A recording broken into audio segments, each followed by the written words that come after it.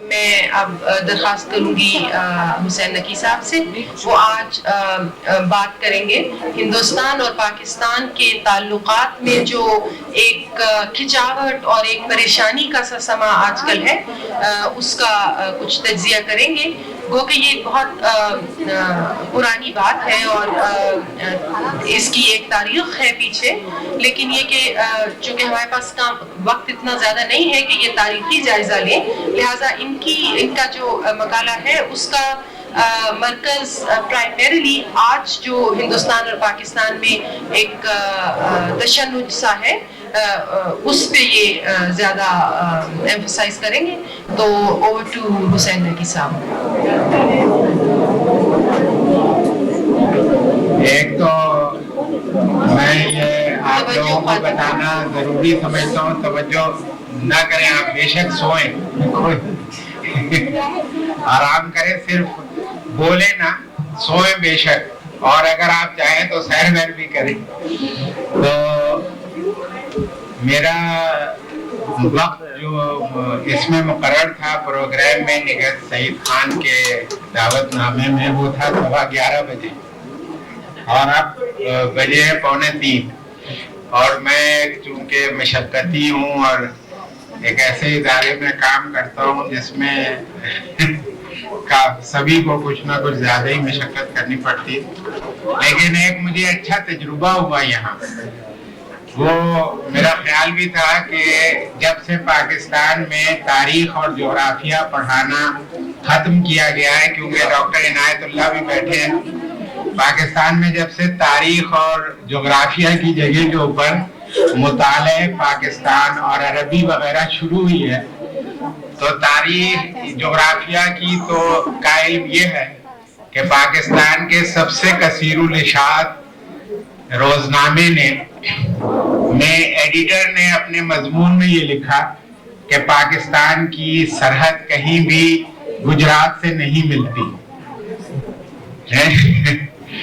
میرے شہر، کیونکہ میں پچھلے 37 برس سے لاہور میں رہتا ہوں، میرے شہر لاہور کے ایک انگریزی روزنامے کے جیت محب وطن جہادی تبصرہ نگار، جن کی رائے عسکری حلقوں میں دلچسپی سے پڑھی جاتی ہے، اس نتیجے پر پہنچے کہ جنگ جو چند ساعتوں میں نیوکلیائی ہتھیاروں، یعنی پاک ہند جنگ جو ہو جی، وہ چند ساعتوں میں نیوکلیائی ہتھیاروں کے تبادلے پر منتج ہوگی۔ دونوں ملک کے مختلف شہروں اور ان کے ارد گرد علاقوں میں 3 کروڑ افراد لقمہ اجل بنانے کے بعد ہندوستان اس قدر نحیف ہو جائے گا کہ وہ پاکستان سے اپنی من مرضی کرانے کے قابل نہ رہے گا۔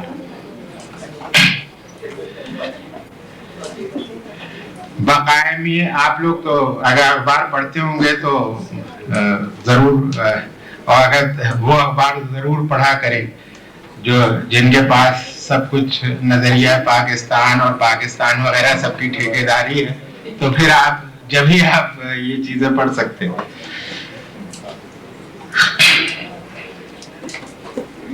بقائمی ہوش و حواس اس رائے کا تحریری اظہار کرنے کے باوصف ہمارے یہ صحافی دوست نہ کسی نفسیاتی وارڈ میں داخل کرائے گئے، نہ لاہور یا حیدرآباد کے ذہنی امراض کے شفا خانوں میں۔ ان کے کسی بزرگ یا خیر خواہ نے انہیں کسی ماہر نفسیات سے رجوع کرنے کا مشورہ بھی نہ دیا۔ اب آئیے عوام کل انعام کی جانب، یعنی پاک و ہند کے عام شہری، ان میں وہ لوگ جو دونوں ملکوں کے درمیان تقسیم کی لکیر کے ہر دو جانب رہائش پذیر ہیں، پچھلی 2 جنگوں اور کئی بار سخت کشیدگی کے دوران وسیع پیمانے پر نقل مکانی کرنے پر مجبور ہوئے اور اپنے اثاثوں کے علاوہ عزت و حرمت کی جبری قربانی کا شکار بھی ہوتے رہے۔ امن و آشتی اور بھائی چارے کے متمنی ہیں، آج امن و آشتی اور بھائی چارے کے متمنی ہیں، لیکن اکثر زبان کھولنے سے عاجز کہ اس میں ہر دو جانب ان کی حب الوطنی مشکوک اور ان کی حرکات و سکنات دشمن کا ایجنٹ قرار دیے جانے پر منتج ہو سکتی ہے۔ جنگ ہوئے بغیر بھی ان کی بھیڑ بکریاں، لڑکیاں، مرغیاں مال غنیمت کی حیثیت اختیار کرتی ہیں، اس دوران بھی کی ہیں۔ اس لیے تعلقات میں عدم کشیدگی ان کی بود و باش کے لیے ایک بدیہی ضرورت ہے۔ ان میں اکثر کا روٹی اور روزگار، خوشحالی، بہتر باہمی ہند و پاک بہتر باہمی تعلقات میں مضمر ہے۔ جہاں تک پاکستان میں رقبے کے لحاظ سے سب سے بڑے صوبے اور شمال مغربی صوبہ، جب تک آپ لوگ اس میں کامیاب نہ ہوں، میں تو نہیں اس کو پختونستان کہہ سکتا یا پشتونستان یا جو بھی آپ کہنا چاہتے ہیں، اور شمال مغربی صوبے کا تعلق ہے، اس کی نہ تو سرحدیں ہندوستان کے ساتھ ہیں اور نہ ہی ان کا سیاسی ماضی ہندوستان کے ساتھ سیاسی آمیزش کا حامل رہا ہے۔ قیام پاکستان تک صوبہ سرحد اور بلوچستان کے پشتونوں اور بلوچوں کی قومی تحریکوں کی باغ ڈور مسلم قوم پرستی کے بجائے ہندوستانی قوم پرستی کے نظریے کی حامل قیادت کے ہاتھ میں تھی۔ اس کا ابھی کچھ اظہار بھی ہوا ہے۔ قیام پاکستان کے بعد اس صورتحال میں تبدیلی کے باوصف ان دونوں صوبوں میں رائے عامہ ہندوستان اور پاکستان کے تعلقات میں مناقشت اور محاذرائی کے بجائے مفاہمت کی حامی ہے۔ حتیٰ کہ ان صوبوں سے تعلق رکھنے والی مذہبی انتہا پسند سیاسی قیادت کی اکثریت کے اکثر قائدین بھی اس رائے کے حامل ہیں۔ افغان پشتون جہادیوں اور پاکستانی پختون جہادیوں میں پاک و ہند تعلقات کے حوالے سے بھی رویے میں اختلاف ہے۔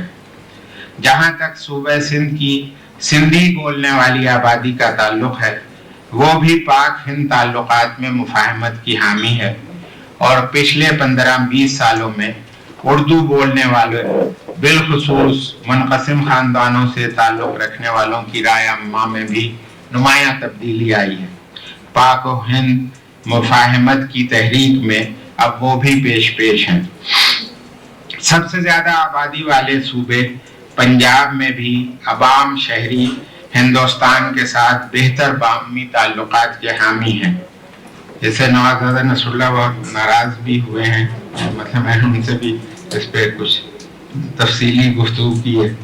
سن 65 اور سن 71 کے جنگجویانہ رویے کے بجائے پاک ہند تنازعات کے پرامن حل کے حامی اب پنجاب میں واحد اکثریت رکھتے ہیں۔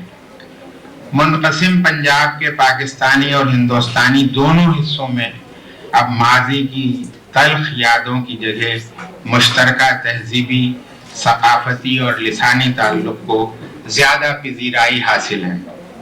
پاکستانی پنجاب کی سیاست میں رائے عامہ کی اکثریت جن سیاسی جماعتوں کی حامی ہے، ان کی قیادت عملاً بھی اس امر کی نشاندہی کرتی ہے کہ وہ ہندوستان کے ساتھ باہمی برداشت کی حامل ہمسائیگی کی قائل ہو چکی ہے۔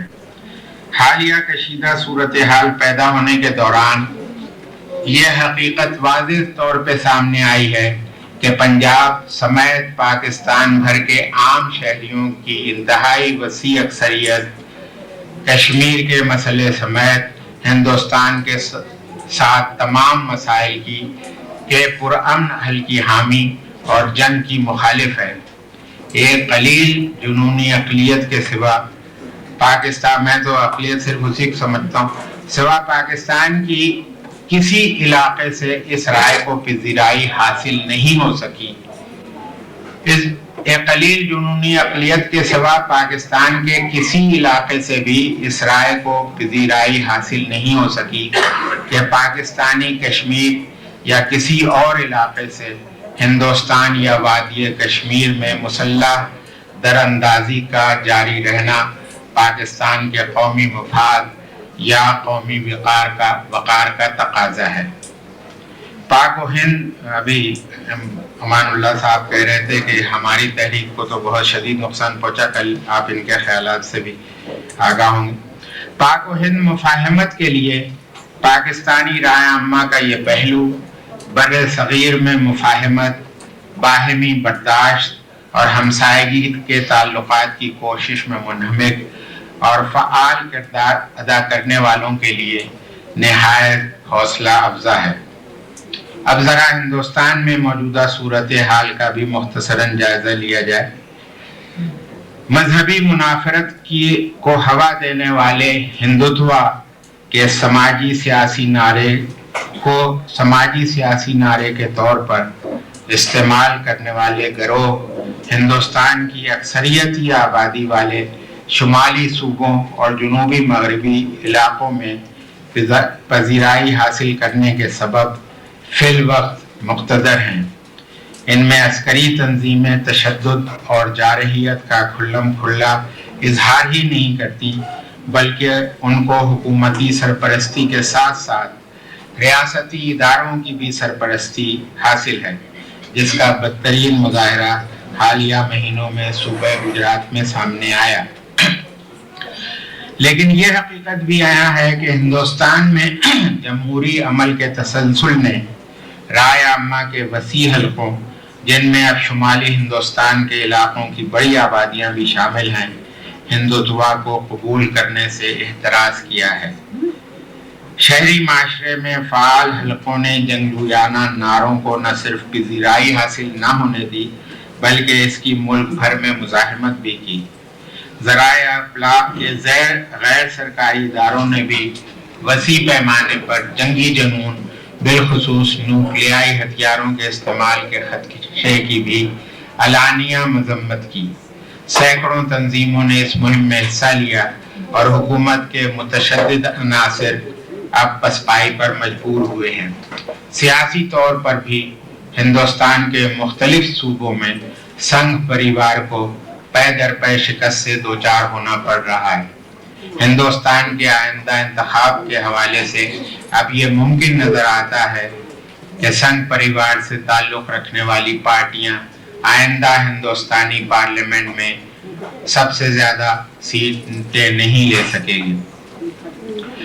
موجودہ بین الاقوامی اور علاقائی صورتحال اس بات کا واضح اشارہ دے رہی ہے کہ ہندوستان اور پاکستان کے حکمران مسائل کو جنگ اور نیوکلیائی تباہی کے بجائے پرامن طور پر مذاکرات کے ذریعے حل کرنے کی راہ اختیار کریں گے۔ دیگر علاقائی ممالک کے علاوہ بین الاقوامی قوتیں بھی اپنے مفادات کی خاطر ہی صحیح اس کے لیے متحرک ہیں۔ علاقائی امن کے لیے یہ لازمی نہیں کہ دونوں ملک، ان ملکوں میں رہنے والا ہر فرد، تمام تر آبادی یا ہر گروہ دوسرے پڑوسی ملک اس کے ہر فرد یا ہر گروہ سے پیار اور محبت کے رشتے میں گنج جائے۔ اس کے لیے تو محض یہ درکار ہے کہ وہ ایک دوسرے کے ساتھ پرامن طور پہ رہنے اور ایک دوسرے کو برداشت کرنے کا مادہ پیدا کریں اور باہمی مسائل اور تنازعات کو پرامن طور پر باہمی گفت و جنود کے ذریعے حل کرنے کی کوششیں کریں۔ ہندوستان اور پاکستان دونوں ریاستوں کی حکومت نے اپنی مناقشت سے نہ صرف ان دونوں ملکوں میں بسنے والی آبادیوں کی بھاری اکثریت کو آزادی کی نعمتوں سے فیضیاب ہونے سے محروم رکھا ہے، بلکہ جنوبی ایشیا کے دوسرے ممالک اور ان کی آبادیوں کی سماجی ترقی اور معاشی خوشحالی میں شدید رکاوٹ ڈالی ہے۔ بھوک، ننگ، افلاس، عدم تعلیم، عدم صحت، بغیر رہائش زندگی گزارنا اور دیگر انسانی ضروریات سے محرومی کا سبب بر صغیر جنوبی ایشیا میں وسائل کی کمی نہیں، بلکہ وسائل کو مشترک طور پر اپنے شہریوں کے لیے بہتر معیار زندگی کے لیے استعمال نہ کرنا ہے۔ اس صورتحال کو بدلنے کی کنجی پاک و ہند تعلقات میں بہتری، مفاہمت، باہمی برداشت اور ہمسائیگی کے تقاضوں کو پورا کرنا ہے۔ اس میں ریاستوں، ان کی حکومت اور بالخصوص آگاہ، متحرک اور منظم رائے عامہ سب کو ہی اپنا کردار ادا کرنا ہوگا۔ آگاہ، متحرک اور منظم رائے عامہ ہی پاک و ہند کی حکومتوں اور ان دونوں ریاستوں کی موجودہ کشیدگی کو ختم کرنے میں کیٹلسٹ کا کردار ادا کر سکتی ہے۔ مجھے کیٹلسٹ کا اردو نہیں آ سکا، سوری۔ پاکستان کو تو اس کے سوا تمام دوسرے راستے ہی داخلی انتشار کی جانب دھکیل سکتے ہیں۔ ایک قلیل جنونی اور مفاد پرست اقلیت نے ریاست اور حکومت کو یرغمال بنا رکھا ہے۔ دہشت گردی اور بربریت نے امن عامہ تباہ کیا ہوا ہے۔ قومی وسائل، قومی مفادات کو فریب دینے کے بجائے غیر نمائندہ اقلیت کی صریحاً غلط ترجیحات پر ضائع ہو رہے ہیں۔ اس صورتحال کو یکسر تبدیل کیے بغیر ہم اس مقصد کو حاصل نہیں کر سکتے جس کی جانب اصل کے دعوت نامے میں اس امن کانفرنس کے ہم سب شرکاء کی توجہ مبذول کرائی گئی ہے۔ یہ مقصد ہے ایک محفوظ غیر نیوکلیائی دنیا جس میں ہر زن و مرد کو، چاہے وہ کسی صوبے، علاقے یا کسی ملک کا رہنے والا ہو، یکساں وقار اور یکساں اہمیت حاصل ہو۔ اسی طرح ہمارا یہ مقصد بھی حاصل ہو سکے گا کہ پاکستان، ہندوستان اور سارے جنوبی ایشیا میں امن کا دور دورہ ہو۔ شکریہ۔